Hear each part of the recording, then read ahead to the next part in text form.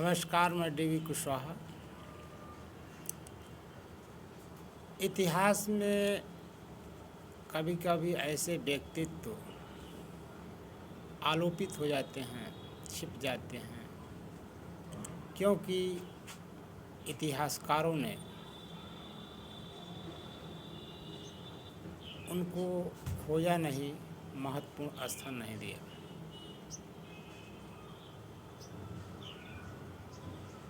इतिहासकार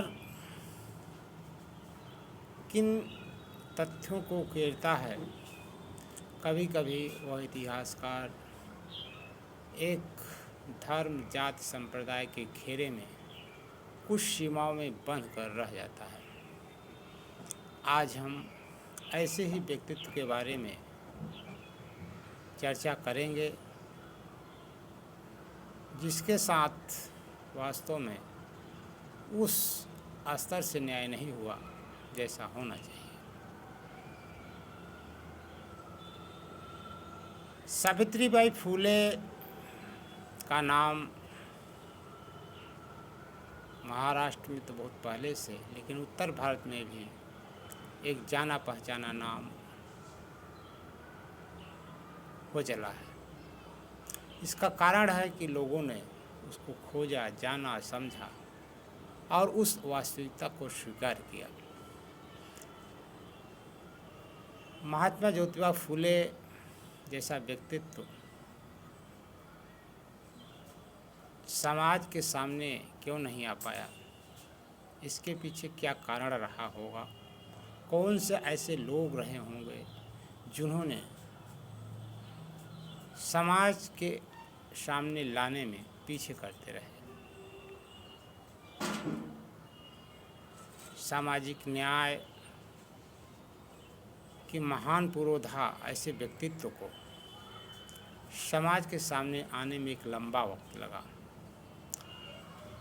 ठीक उसी के समकालीन आज हम ऐसे महान व्यक्तित्व या शिक्षाविद या कहें मुस्लिम समाज की एक पहली महिला शिक्षिका फातिमा शेख की बात कर रहे हैं। फातिमा शेख वही फातिमा शेख जिसने महात्मा ज्योतिबा फूले या फूले दंपत्ति को स्कूल खोलने से लेकर स्कूल चलाने तक पूरा साथ दिया। फातिमा शेख का जन्म 9 जनवरी 1831 को महाराष्ट्र में हुआ था। फातिमा शेख का इतिहास बड़ा धुंधला है, लेकिन जो कुछ भी अभी तक मिल पाया है, लोग जान पाए हैं, वह ज्योतिबा फूले और सावित्रीबाई फूले की किताबों से, उनके पत्रों के माध्यम से, उनके भाषणों से फातिमा शेख के जीवन और संघर्ष और सावित्रीबाई फूले के प्रारंभिक संघर्ष की बात की पता चलती है। वास्तव में फातिमा शेख महिलाओं की शिक्षा के लिए, दलितों की शिक्षा के लिए, वंचितों की शिक्षा के लिए, समाज के अंधविश्वास को दूर करने के लिए जो प्रयास किया, वह उस समय बहुत बड़ा सराहनीय कार्य रहा होगा। फातिमा शेख जैसा कि नाम से पता चलता है कि मुस्लिम में अपर कास्ट के अंतर्गत आने वाली महिला रही। मुस्लिमों को खासतौर पर कास्टों में मदरसों में शिक्षा की कोई मनाही नहीं थी, इसलिए उनकी शिक्षा दीक्षा जरूर हुई होगी। लेकिन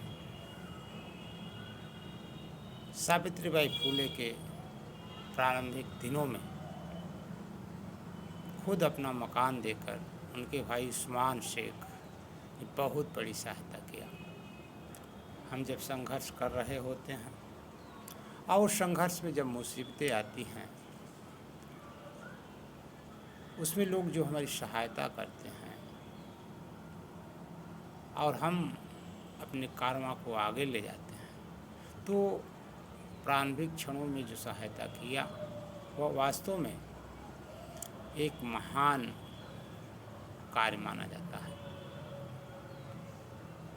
फातिमा शेख के इस जन्म दिवस पर हम उन्हें याद करते हैं और चाहते हैं कि उनका जो मूल्य है, जो कार्य हैं, वो समाज को वास्तविक धरातल पर आना चाहिए। हम किसी संप्रदाय से बंधकर किसी व्यक्तित्व को नहीं भुलाना चाहिए। कल्पना कीजिए, अगर महिलाओं की शिक्षा की ज्योत सावित्रीबाई फुले न जलाई होती तो आज महिलाओं का विकास जो इतना बड़ा हुआ है, क्या इसकी कल्पना की जा सकती है? एक बहुत बड़े तबके को या बहुत बड़े कहें आधी आबादी को